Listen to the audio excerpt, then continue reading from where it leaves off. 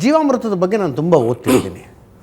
ತುಂಬ ಜನ ಹೇಳಿದ್ರೆ ಈಗ ಈ ಜೀವಾಮೃತ ವರ್ಕ್ ಆಗುತ್ತೆ ಅಂತ ಏನಾದ್ರು ತಮ್ಗೆ ಅನ್ಸುತ್ತಾ? ಖಂಡಿತ ವರ್ಕ್ ಆಗುತ್ತೆ. ಸೊ ನಾನು ಈಗ ಕೆಲವರು ಹೇಳ್ತಾರೆ ದೇಸಿ ಹಸುವಿನ ಸಗಣಿ ಮತ್ತು ಗೋಮೂತ್ರದಲ್ಲಿ ಮಾಡಿರುವ ಜೀವಾಮೃತ ಮಾತ್ರ ವರ್ಕ್ ಆಗುತ್ತೆ, ಅದೇ ಪ್ರಯೋಗವನ್ನು ನಾವು ವಿದೇಶಿ ಹಸುನಲ್ಲಿ ಮಾಡಿ ನೋಡಿದ್ದೀವಿ, ಅದು ವರ್ಕ್ ಆಗೋದಿಲ್ಲ ಅಂತ. ತಮ್ಮದು ಏನಾದ್ರು ಅನುಭವ ಇದೆಯಾ ಆ ವಿಷಯದಲ್ಲಿ? ಸರ್, ಆ ಥರದ್ದು ಯಾವುದು ಇದಿರಲ್ಲ ಸರ್. ನಾವು ಯಾವುದನ್ನ ಆಹಾರ ನೀವು ಸ್ವಂತ ಏನಾದ್ರು ಮಾಡಿದ್ದೀರಾ ಅಂತ ಕೇಳ್ತಾ ಇರೋದು. ತಾವು ಈಗ ನೀವು ಸ್ವಂತ ಏನಾದ್ರು ಮಾಡಿದ್ದೀರಾ? ಆಸ್ ಅ ಜರ್ನಲಿಸ್ಟ್ ನಾನು ಏನೇನೋ ಪ್ರಯೋಗಗಳನ್ನು ಮಾಡ್ತಿರ್ತೀನಿ. ಹಂಗೆ ಕೃಷಿಕರಾದವರು ಪ್ರಯೋಗಗಳನ್ನು ಮಾಡ್ತಿರ್ಬೇಕು. ತಾವೇನಾದರೂ ಈಗ ಸೇಮ್ ಟೈಮ್ ಅಪ್ಪ ಎರಡು ಪಾತ್ರೆಗಳನ್ನು ಇಟ್ಕೊಂಡಿದ್ದೀನಿ, ಇದಕ್ಕೂ ಸೇಮ್ ಇಂಗ್ರೀಡಿಯೆಂಟ್ ಹಾಕಿದ್ದೀನಿ, ಇದಕ್ಕೂ ಸೇಮ್ ಇಂಗ್ರೀಡಿಯೆಂಟ್ ಹಾಕಿದ್ದೀನಿ, ಇದಕ್ಕೆ ದೇಸಿ ಹಸು ಹಾಕಿದ್ದೀನಿ, ಇದಕ್ಕೆ ಸೀಮೆ ಹಸು ನಾನು ಮಾಡಿ ನೋಡಿ ಗೋಮೂತ್ರ ಹಾಕಿದ್ದೀನಿ, ಇದನ್ನು ನಾನು ಈ ಗಿಡಕ್ಕೆ ಬಳಸಿದೆ, ಇದನ್ನು ಈ ಗಿಡಕ್ಕೆ ಬಳಸಿದ್ದೀನಿ, ಈ ಗಿಡ ಹಿಂಗೆ ಬಂದಿದೆ, ಈ ಗಿಡ ಹಿಂಗೆ ಬಂದಿದೆ, ಇದನ್ನು ಪ್ರಯೋಗ ಅಂತ ಹೇಳ್ತಾರೆ.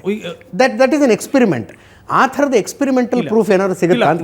ನಾನು ಆ ಪ್ರಯೋಗನ ಮಾಡಿಲ್ಲ. ಬಹುಶಃ ಯೂನಿವರ್ಸಿಟಿ ಅವ್ರು ಯಾರಾದ್ರೂ ಮಾಡಬಹುದು ನೆಕ್ಸ್ಟ್ ಬಹುಶಃ ಅವರು. ಆ ಪ್ರಯೋಗ ಮಾಡಿಲ್ಲ. ಆದ್ರೆ ಯಾವಾಗ ಮಾಡ್ತಾರ ಅವಾಗ ನೋಡೋಣಲ್ಲ. ಅದ್ರ ಬಗ್ಗೆ ಅದು ತಳಿ ಏನಿದೆಯಲ್ಲ HF, ಅಲ್ಲಿ ದೇಶದ ಸ್ಥಳೀಯ ತಳಿ ಇರ್ಬೋದು. ಅದನ್ನ ನಾವು ಇಂಪೋರ್ಟ್ ಮಾಡ್ಕೊಂಡಿರೋಂಥದ್ದು.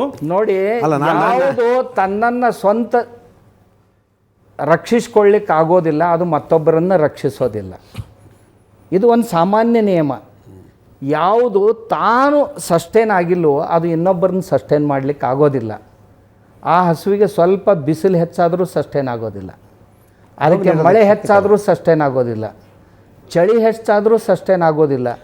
ನೀವು ನಾನು ಹೇಳೋದನ್ನು ಚೆನ್ನಾಗಿ ಕೇಳ್ಕೊಳ್ರಿ. ಮೊದಲು ನೀವೇನೋ ಫೀಡ್ ಮಾಡ್ಕೊಂಡು ಬಂದಿರಿ, ಆ ಮಾತು ಬೇರೆ. ನೀವು ಫೀಡ್ ಮಾಡ್ಕೊಂಡು ಬಂದಿಲ್ಲ. ಇಲ್ಲ, ನಾನು ಹೇಳೋದನ್ನು ಕೇಳ್ರಿ. ನಾನು ಪ್ರಯೋಗ ಮಾಡಿದ್ದನ್ನೇ ಹೇಳ್ತೇನೆ. ನಾನು ಪ್ರಯೋಗ ಮಾಡಿದಂಥ ಯಾವ ಮಾತುಗಳನ್ನು ಇವತ್ತಿನವರೆಗೂ ಮಾತಾಡಿಲ್ಲ.